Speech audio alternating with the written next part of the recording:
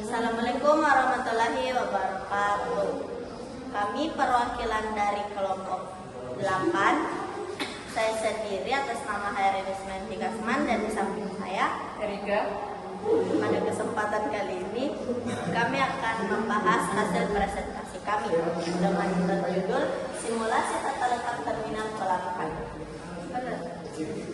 Presentasi kali ini mengeksplorasi bagaimana simulasi tata letak terminal pelabuhan dapat meningkatkan efisiensi operasional, mengurangi hambatan lalu lintas truk, dan memastikan penumpukan barang berbahaya dikelola dengan aman. Fokus praktik desain tata letak alur truk area DG, teknologi pendukung dan rekomendasi implementasi.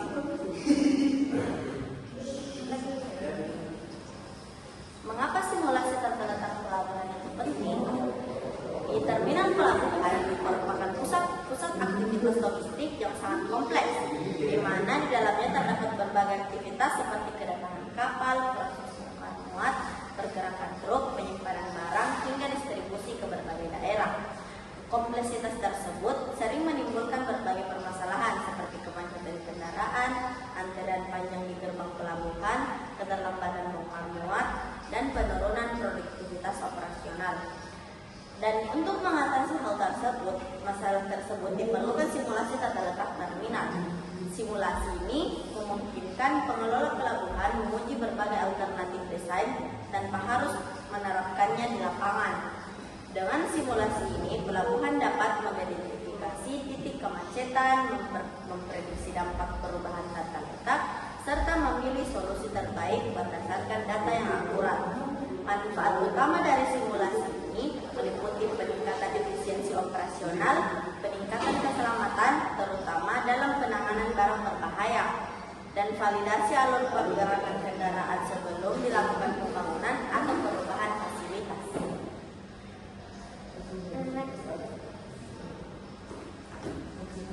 Tujuan presentasi, apa yang akan Anda pelajari? Tujuan ringkas dan terukur.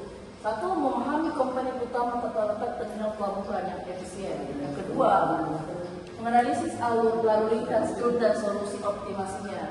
Yang ketiga, mendesain area penumpukan barang berbahaya sesuai standar keselamatan. Yang keempat, mengintegrasikan teknologi simulasi dan sistem manajemen untuk operasional yang lebih aman dan cepat. Dan yang kelima, memberi rekomendasi implementasi berdasar kondisi simulasi. Analisis tata letak, prinsip penempatan dermaga, storage, dan akses jalan. Simulasi alur truk, model arus, antrian, dan waktu layanan truk. Manajemen DG cargo, penentuan zonasi, buffer, dan prosedur darurat.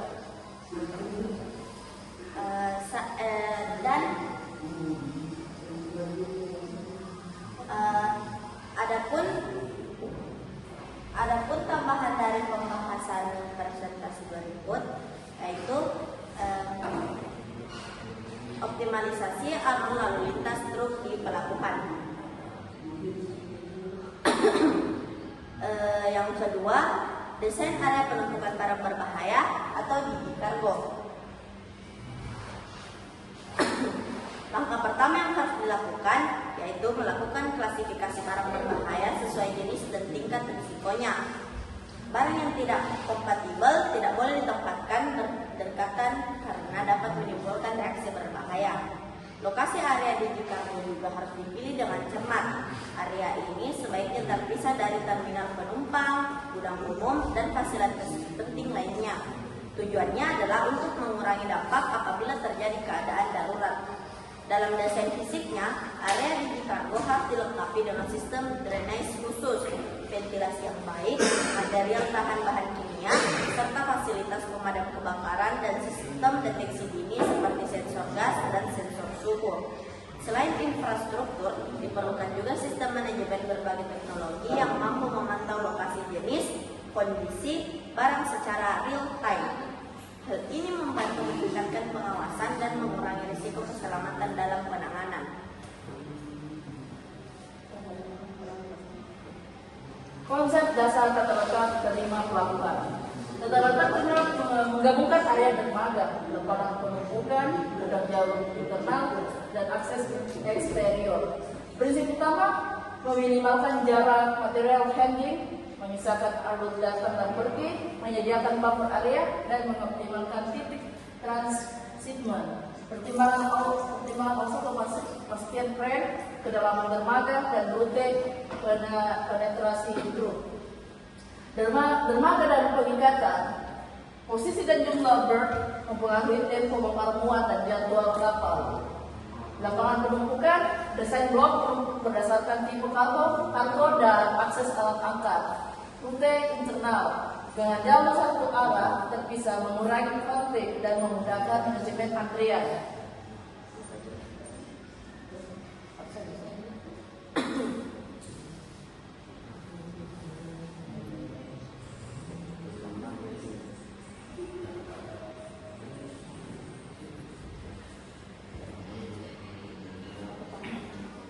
Oke, saya akan menambahkan bagian konsep dasar tata letak terima pelabuhan. Saya akan memberikan penjelasannya. Simulasi merupakan metode yang digunakan untuk menggambarkan kondisi nyata ke dalam model virtual. Melalui simulasi berbagai skenario dapat diuji tanpa harus diterapkan langsung di lapangan. Dalam pengelolaan lalu lintas, simulasi dapat digunakan untuk mengidentifikasi titik kemacetan atau bottlenecks, menghitung waktu tunggu kendaraan, serta mengevaluasi efektivitas jalur distribusi yang ada. Melalui simulasi, pengelola pelabuhan dapat membandingkan berbagai alternatif desain, misalnya membandingkan sistem jalur satu arah dan dua arah, atau mengevaluasi dampak pemisahan jalur kendaraan masuk dan keluar. Simulasi juga dapat digunakan untuk menguji efektivitas penerapan truk apartment system maupun otomatisasi gerbang sebelum sistem tersebut diterapkan secara nyata. Selain membantu menyelesaikan masalah saat ini, simulasi juga berfungsi sebagai alat perencanaan jangka panjang dengan memproyeksikan peningkatan volume barang di masa depan. Pelabuhan dapat merencanakan pengembangan infrastruktur secara lebih tepat dan efisien.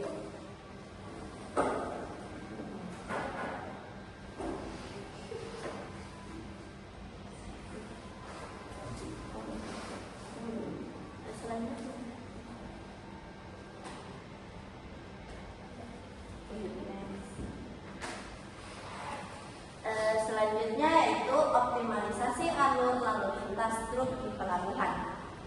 Alur truk yang lancar penting untuk throughput. Gunakan simulasi untuk menguji layout akses atau entrance exit dan pintu gate. Kebijakan time slotting untuk memecah gelombang kedatangan, jalur prioritas untuk kendaraan berjadwal, penempatan park dan queue buffer. Hasil simulasi yaitu estimasi panjang antrian, waktu tunggu rata-rata, dan titik saturasi. Ada 3 diagram seperti di atas menunjukkan alur perbaikan. Yang pertama yaitu gate scheduling, queue buffering, dynamic routing. Dari diagram tersebut menunjukkan alur perbaikan.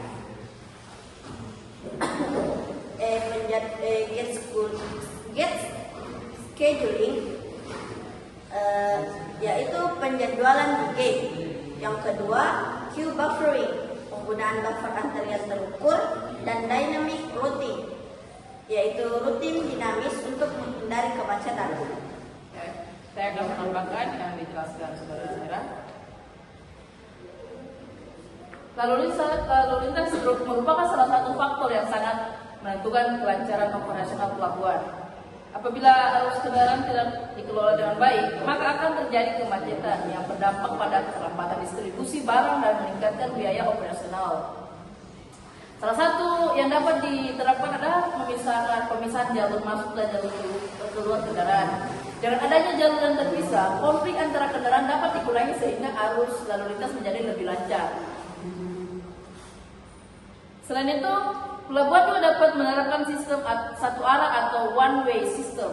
Sistem ini membantu mengurangi titik perpotongan kendaraan yang sering menjadi penyebab kemacetan. Langkah berikutnya adalah menerapkan drug apartment system. Sistem ini memungkinkan kedatangan truk dijadwalkan terlebih dahulu sehingga jumlah kendaraan yang masuk ke pelabuhan dapat dikontrol, dengan demikian tidak terjadi penumpukan kendaraan pada waktu yang sama. Pemanfaatan teknologi juga sangat penting, seperti penggunaan RFID, gate automation, dan sistem informasi logistik digital. Teknologi tersebut dapat mempercepat proses administrasi dan pemeriksaan kendaraan sehingga waktu pelayanan menjadi lebih singkat. Selain itu, tata letak terminal harus dirancang secara efektif dengan memperhatikan posisi area bongkar muat, gudang, dan jalur distribusi agar jarak tempuh kendaraan lebih pendek dan risiko kemacetan dapat diminimalkan.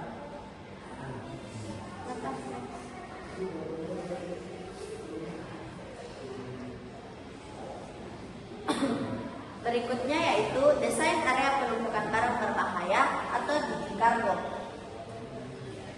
Area digikargo membutuhkan zonasi khusus penempatan terpadu berdasarkan kelas berbahaya, buffer jarak aman, ventilasi, dan akses darurat.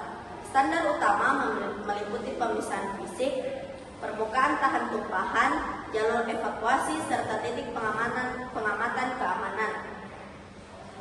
Simulasi ini membantu menilai skenario tumpahan, penyebaran gas, dan respons evakuasi untuk meminimalkan dampak. Adapun penentuan zona menurut klasifikasi IMDG dan jarak buffer antar zone.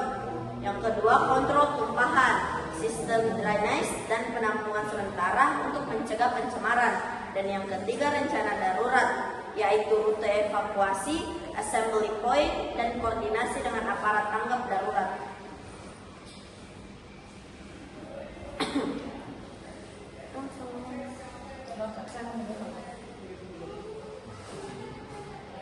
Saya akan memberikan tambahan mengenai desain area penumpukan barang berbahaya atau digikargo.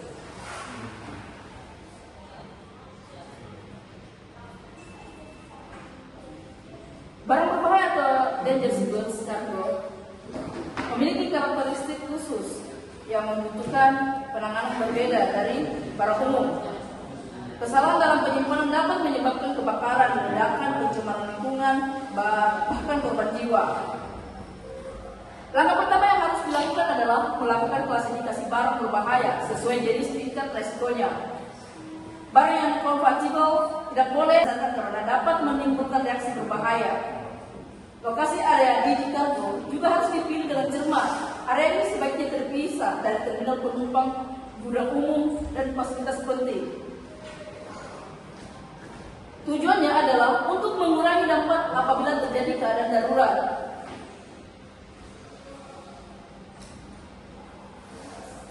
Dalam desain fisiknya, area digikargo harus dilengkapi dengan sistem drainase khusus, ventilasi yang baik, material bahan kimia, serta fasilitas pemadam kebakaran dan sistem deteksi dini seperti sensor gas dan sensor suhu. Selain infrastruktur, diperlukan juga sistem manajemen berbasis teknologi yang mampu memantau lokasi, jenis, dan kondisi barang secara real time.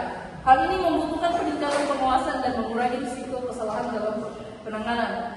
Tidak kalah penting adalah kompetensi sumber daya manusia. Petugas yang menangani digikargo harus memiliki pelatihan khusus mengenai karakteristik barang berbahaya dan prosedur tanggap darurat.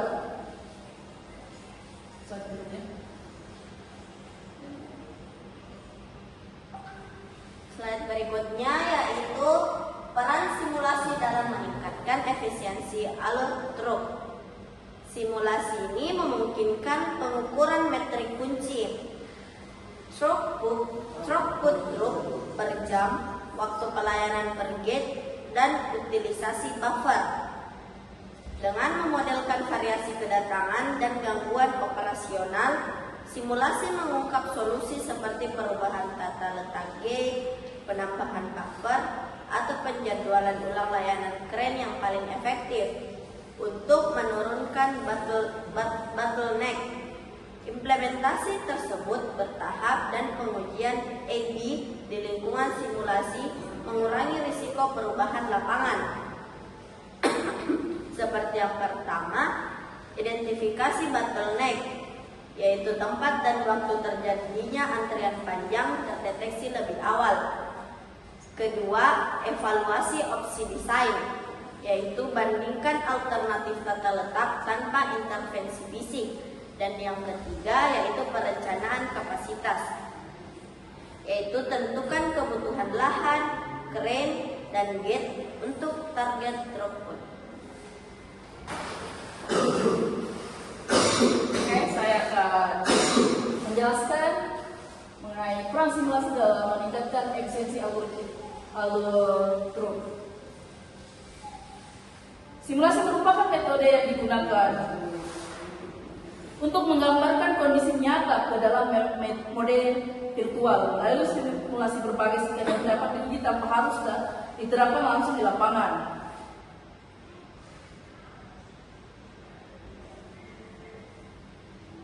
Dalam pengenalan lalu lintas truk, simulasi dapat digunakan untuk mengidentifikasi titik kemacetan atau bottleneck, menghitung waktu kendaraan, serta mengevaluasi efektivitas jalur distribusi yang ada. Melalui simulasi, pengelolaan pelabuhan dapat membandingkan berbagai alternatif desain, misalnya membandingkan sistem jalur satu arah, dua arah, atau mengevaluasi dampak pemisah jalur kendaraan masuk dan keluar. Simulasi juga dapat digunakan untuk menguji efektivitas penerapan truk abutment sistem maupun otomatisasi gerbang sebelum sistem tersebut diterapkan secara nyata. Selain membantu menyelesaikan masalah, saat ini simulasi juga berfungsi sebagai alat perencanaan jangka panjang dengan memproyeksikan peningkatan volume barang di masa depan. Pengelola pelabuhan dapat merencanakan pengembangan infrastruktur secara lebih tepat dan efisien.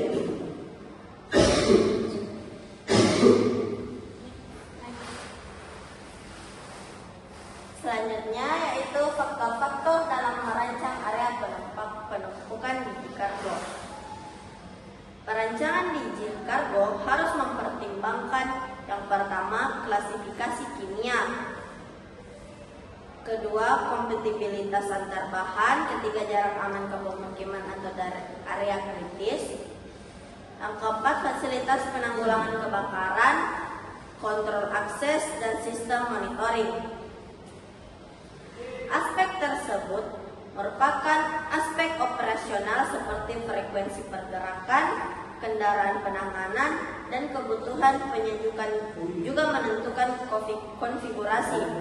Simulasi multiskenario atau seperti tumpahan, kebakaran, kebocoran gas berfungsi untuk menguji ketahanan desain dan prosedur darurat seperti pengendalian suhu, yaitu untuk bahan reaktif atau mudah terbakar, yaitu sediakan pendinginan dan sensor suhu. Yang kedua, monitoring dan keamanan seperti CCTV, sensor gas, dan kontrol akses terintegrasi dengan SCADA atau IMS. Dan yang ketiga yaitu proteksi kebakaran, yaitu sistem hidran, foam, dan jalur akses kendaraan pemadam yang memadai. Oke, baiklah. Saya akan menjelaskan beberapa faktor-faktor dalam merancang area penumpukan biji kargo. Terdapat beberapa faktor utama yang harus diperhatikan. Pertama adalah klasifikasi dan karakteristik barang berbahaya. Setiap jenis barang memiliki sifat yang berbeda, sehingga memerlukan metode penyimpanan yang berbeda pula. Kedua adalah lokasi dan jarak aman. Area biji kargo harus ditempatkan jauh dari aktivitas utama pelabuhan untuk mengurangi dampak apabila terjadi kecelakaan. Ketiga adalah desain infrastruktur dan fasilitas pendukung seperti sistem ventilasi, drainase, alat pemadam kebakaran, dan serta sistem deteksi dini. Keempat adalah sistem manajemen dan pengawasan mampu memantau kondisi barang secara real time. Kelima adalah kepatuhan terhadap regulasi internasional seperti IMGG, kode yang diterbitkan oleh International Maritime Organization. Dan yang terakhir adalah kompetensi sumber daya manusia yang menangani barang berbahaya.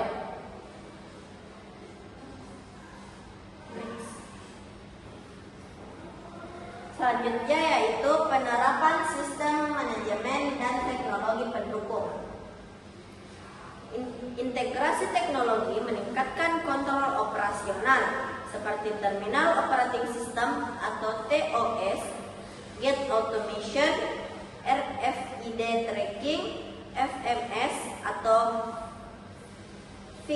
vehicle management system dan sensor IOT atau ketinggian tumpukan dan kualitas udara. Kombinasikan data real time dengan model simulasi untuk prediksi dan penjadwalan adaptif. Otomatisasi dapat mengurangi dwell time, tetapi harus disertai kebijakan keamanan dan pelatihan personil. Contohnya yang pertama yaitu TOS dan integrasi data, yaitu koordinasi jadwal kapal, gate, dan pergerakan alat berat dalam satu platform. Yang kedua, sensor dan IOT, yaitu monitoring kondisi area di kargo dan status antrian truk secara real time. Dan yang ketiga yaitu FMS dan time slotting, yaitu pemberian jendela waktu kedatangan untuk mengurangi puncak beban dan antrian.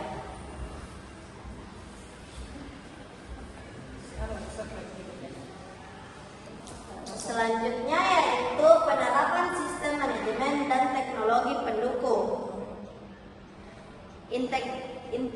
Integrasi teknologi meningkatkan kontrol operasional seperti terminal operating system atau TOS, gate automation, RFID tracking, FMS atau vehicle management system, dan sensor IOT atau ketinggian tumpukan dan kualitas udara.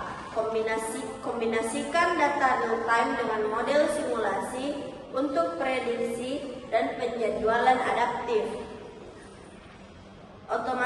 Otomatisasi dapat mengurangi dwell time, tetapi harus disertai kebijakan keamanan dan pelatihan personel.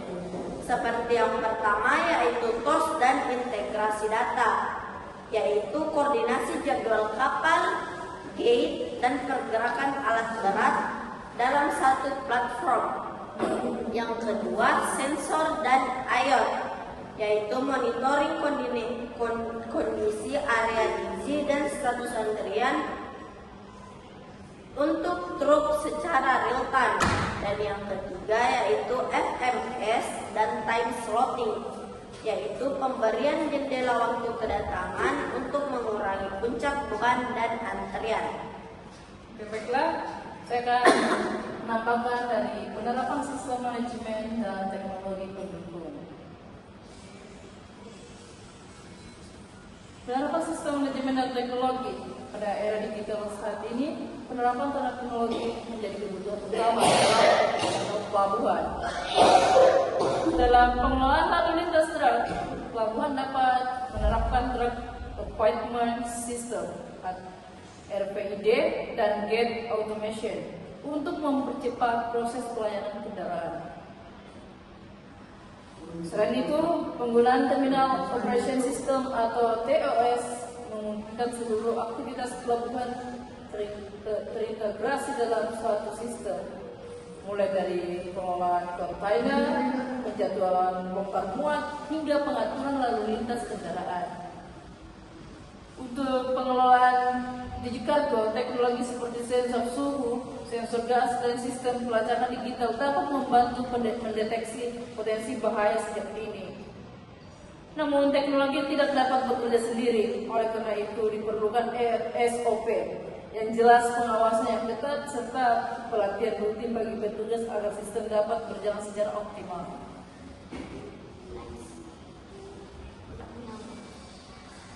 Dan yang terakhir yaitu kesimpulan dan rekomendasi. Simulasi tata letak terminal pelabuhan adalah alat strategis untuk meningkatkan efisiensi operasional dan keselamatan, terutama terkait alur truk dan penumpukan biji. Rekomendasi utama yang pertama yaitu terapkan simulasi awal untuk semua opsi tata letak. Yang kedua, gunakan time sorting dan buffer antrian yang terukur. Yang ketiga, rancang zonasi biji sesuai regulasi dan uji skenario darurat. Yang ketiga, integrasikan TOS, FMS, dan sensor IoT untuk operasi adaptif. Implementasi ini yaitu bertahap untuk memonitoring metrik kinerja dan pelatihan personil memastikan perubahan dampak yang positif.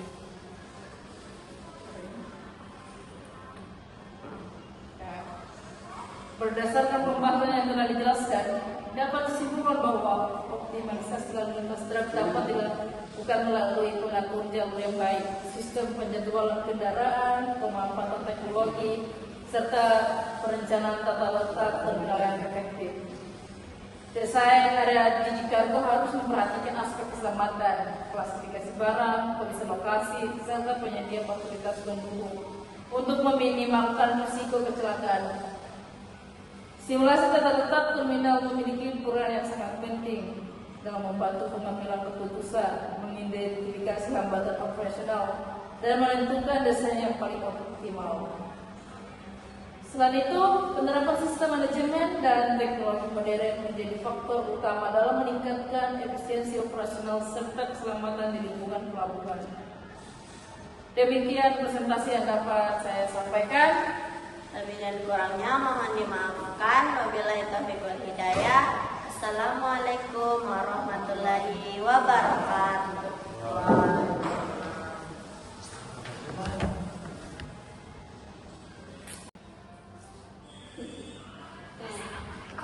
Assalamualaikum warahmatullahi wabarakatuh.